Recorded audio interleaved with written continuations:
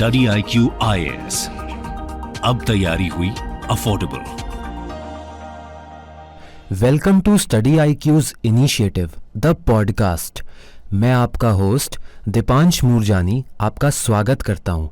The podcast के last episode में हमने कॉन्स्टिट्यूशनलिज्म के कंसेप्ट को डिस्कस किया था। जो हमारे नए लिसनर्स हैं वो अपनी प्रिपरेशन जर्नी को आसान बनाने के लिए हमारे प्रीवियस एपिसोड्स को सुन सकते हैं।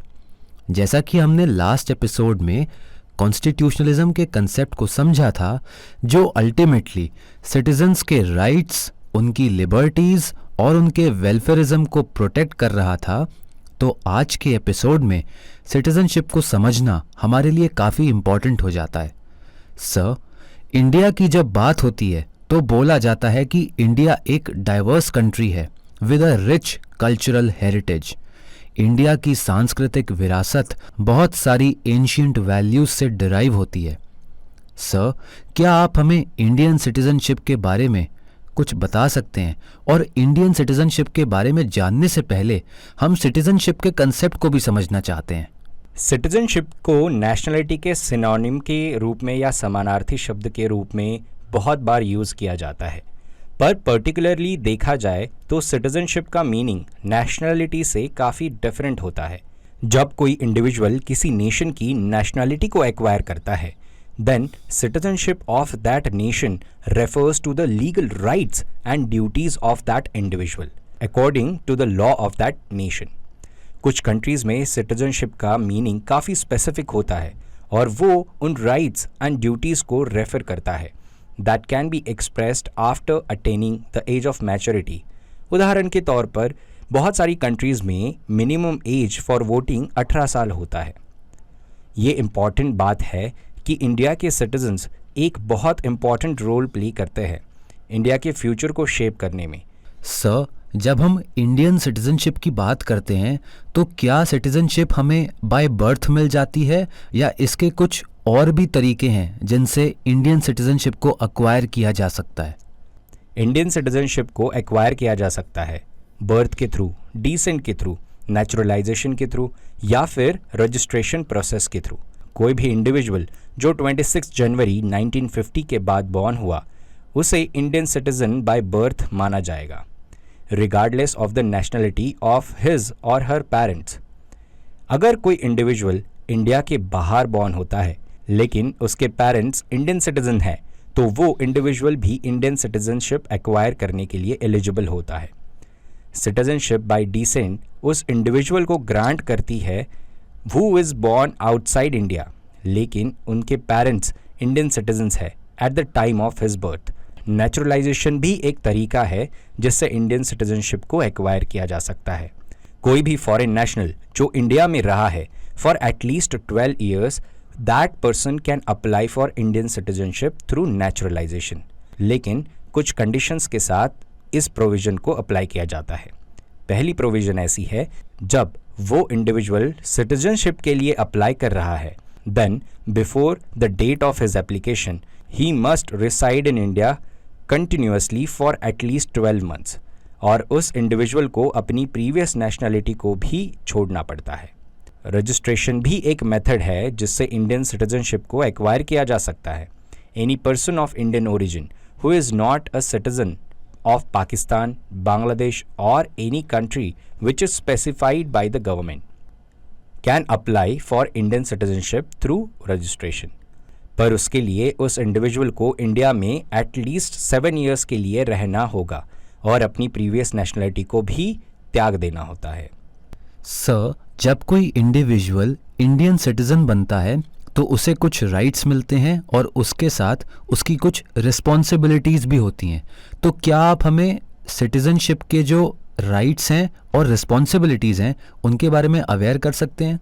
जैसे कि हमने स्टार्ट ऑफ द एपिसोड ही कहा कि नेशनलिटी और सिटीजन्स के अंदर एक ही डिफरेंस होता है, जहां पर सिटीजन्स को राइट्स और उनकी ड्यूटीज़ दी जाती है, वैसे ही इंडियन सिटीजन्स कुछ राइट्स और प्रिविलेजेस को एंजॉय करते हैं, जैसे the right to vote, participating in the democratic process, right to freedom of speech and expression यानी अभिव्यक्ति की आज़ादी, राइट टू इक्वालिटी और right to practice any religion यानी रिलीजन का फ्रीडम।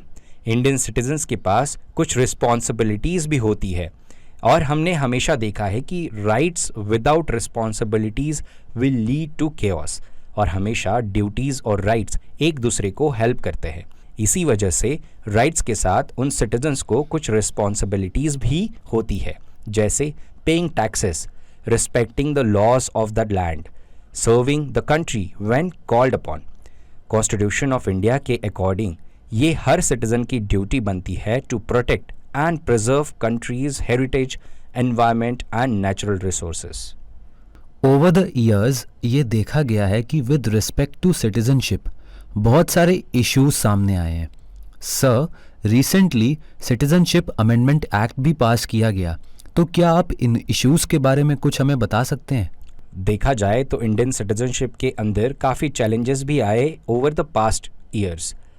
कंट्री को काफ़ी इश्यूज फेस करने पड़े related to illegal migration, statelessness, particularly in the region of Assam और Jammu Kashmir.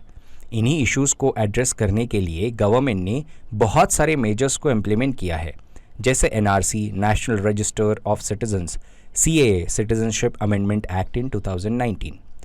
Constitution of India citizenship को डील करता है under part 2 of the constitution in articles 5 to 11 of the constitution. Parliament को कॉन्स्टिट्यूशन के द्वारा एम्पावर किया जाता है to enact law to provide for citizenship and accordingly. Parliament ने सिटीजनशिप एक्ट 1955 को एनेक्ट किया। रिसेंटली इस एक्ट में कुछ अमेंडमेंट्स किए गए टू ऐड फॉलोइंग प्रोविजंस। वो प्रोविजंस ऐसे है, पहला, सिटीजनशिप अमेंडमेंट एक्ट को 2019 में लाया गया, जिसके तहत 6 नॉन मुस्लिम कम्युनिटीज़ को सिटीजनशिप देने की बात की गई। अमेंडमेंट के अकॉर्डिंग वो Hindus, Sikh, Buddhist, Parsis, Jains और क्रिश्चियंस जो 31 दिसंबर 2014 या उससे पहले अफ़गानिस्तान, बांग्लादेश या पाकिस्तान से इंडिया में आ चुके थे, उन्हें इलीगल माइग्रेंट्स नहीं माना जाएगा और वो सिटीजनशिप ऑफ इंडिया के लिए एलिजिबल माने जाएंगे।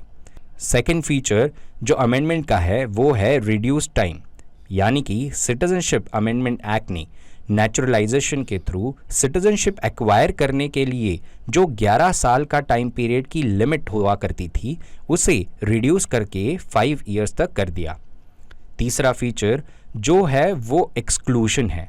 ये जो अमेंडमेंट है ये 6th शेड्यूल वाले एरियाज़ में इम्प्लीमेंट नहीं होता, यानी कि जो ट्राइबल एरियाज़ है from the region Assam, Meghalaya, Mizoram, Tripura और इनर लाइन परमिट वाले areas under Arunachal Pradesh, Mizoram and Nagaland, इन सारी एरियाज़ में ये अमेंडमेंट इफ़ेक्टिव नहीं है। इसका मतलब ये हुआ कि सिटीजनशिप अमेंडमेंट एक्ट इन एरियाज़ में अप्लाई ही नहीं होता। Sir, as a UPSC aspirant citizenship amendment act के प्रोज एंड कॉन्स दोनों को समझना काफ़ी इम्पॉर्टेंट हो जाता है, तो क्या आप हमें उन आर्ग्यूमेंट्स के बारे में बता सकते हैं जो फेवर में भी हैं और अगेंस्ट में भी हैं सिटीजनशिप अमेंडमेंट एक्ट के? अब हम कुछ पॉलिटिकल कंसर्न्स देखेंगे जो सिटीजनशिप अमेंडमेंट एक्ट इनैक्ट होने के बाद हुए। पहला पॉलिटिकल कंसर्न था कि क्रिटिक्स आर्ग्यू करते हैं कि citizenship amendment act fundamental rights के अगेंस्ट है।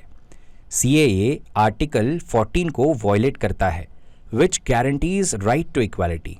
दूसरा, क्रिटिक्स ये भी बोलते हैं कि citizenship amendment act principle of secularism को भी वॉयलेट करता है।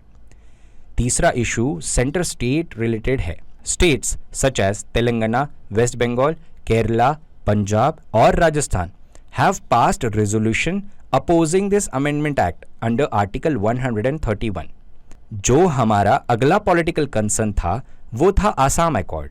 ऐसा कहा गया कि all these amendments in CAA were against the spirit of Assam accord, क्योंकि ये अमेंडमेंट अलाउ करता है for those illegal migrants to stay in Assam, और ये प्रोविजंस आसाम अकॉर्ड के क्लॉज 6 के अगेंस्ट है, क्योंकि ऐसा डाटा कहता है कि around 20 million Bangladeshi Muslims north east में आए थे और इसी वजह से डेमोग्राफी को चेंज किया, और ऐसे परसीव किया गया आफ्टर अमेंडमेंट ऑफ सीएए कि वो लोग यहीं रहेंगे।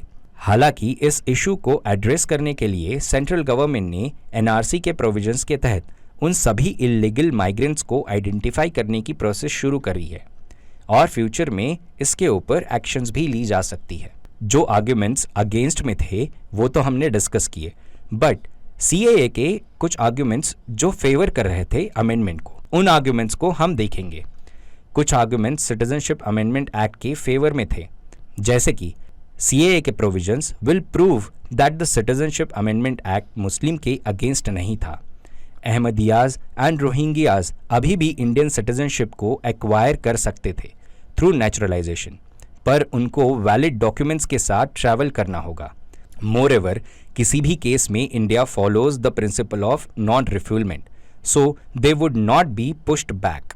नेक्स्ट प्रोविजन है कि अगर कोई शिया मुस्लिम परसिक्यूशन फेस कर रहा है and he wants to seek shelter in Indian territory, then वो इंडिया में रह सकता है as a refugee considered on its merits and circumstances. India ने बलूचिस्तान के रेफ्यूजीज को सिटीजनशिप अमेंडमेंट एक्ट में इंक्लूड तो कर दिया, but it could be perceive कि पाकिस्तान के इंटरनल अफेयर्स में इंटरफेरेंस हो रहा है। हालांकि बलूचिस्तान ने काफ़ी लंबे समय से स्ट्रगल किया है to be independent from Pakistan. Therefore हम लोग कह सकते हैं कि citizenship amendment act Muslims from Pakistan, Bangladesh और अफगानिस्तान को एक्सक्लूड नहीं करता टू एक्वायर इंडियन सिटीजनशिप। जैसे सिंगर अदनान सामी ने इंडियन सिटीजनशिप के लिए अप्लाई किया था, वैसे ही मुस्लिम्स फ्रॉम पाकिस्तान, बांग्लादेश और अफगानिस्तान कैन डू सो। एक इम्पॉर्टेंट बात यह है कि जो माइनॉरिटीज़ थी उनको भी ऑटोमेटिक सिटीजनशिप गारंटी नहीं की गई, उनको सारी कंडीशंस को फुलफिल करना था which were specified in 3rd schedule of the citizenship act of 1955, जो कि गुड कैरेक्टर और फिजिकल रेसिडेंस के प्रूफ के साथ था। Harish Salve, one of India's biggest names in national and international law, has stated that the Citizenship Amendment Act is not anti-Muslim. Salve कहते हैं जिन countries को सीएए में स्पेसिफाई किया गया है उनके अपने स्टेट का एक रिलीजन है और Islamic rules, nations with Islamic majority identify their own people who follow Islam and people who do not follow Islam. So neighbouring countries में गवर्नेंस के इश्यूज़ को एड्रेस करना सिटीजनशिप अमेंडमेंट एक्ट के अंदर मेंशन नहीं है। Over the issues of Rohingyas, Salve ने बताया कि a law that addresses one evil does not need to address all the evils in all countries. एक नोट करने वाली बात है कि म्यांमार वैसे तो एक बुद्धिस्ट मेजॉरिटी नेशन है, बट उस कंट्री में स्टेट का कोई रिलीजन नहीं है and Myanmar does not feature in a citizenship amendment act. Citizenship amendment act Assam accord की स्पिरिट के अगेंस्ट नहीं है क्योंकि कट ऑफ डेट मार्च 24, 1971 रखी गई है for detection of illegal migrants.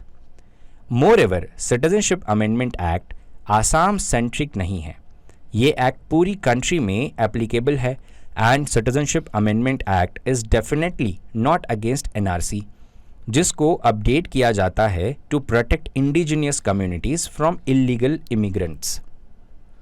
Finally हम ये कह सकते हैं कि इंडियन सिटीजनशिप एक कॉम्प्लेक्स कंसेप्ट है। सिटीजनशिप को गवर्न किया जाता है कुछ लॉज एंड रेगुलेशन से जो सिटीजन्स की राइट्स और रिस्पॉन्सिबिलिटीज़ दोनों को हाईलाइट करते हैं। Sir, thank you for your explanations. Dear listeners, हम आज के एपिसोड को यहीं पर एंड करते हैं। बहुत जल्दी हम आपसे मिलेंगे एक नए एपिसोड के साथ। तब तक आप बने रहिए स्टडी आईक्यू के साथ। Keep studying. आप इस पॉडकास्ट को कुछ ऑडियो स्ट्रीमिंग प्लेटफॉर्म्स पर भी सुन सकते हैं, जैसे Kuku FM, Google podcast, Apple podcast, Spotify, Hubhopper etcetera. Links comment section में पिन किए गए हैं। आप लिंक पर क्लिक करके डायरेक्टली इस पॉडकास्ट को सुन सकते हैं। Thank you.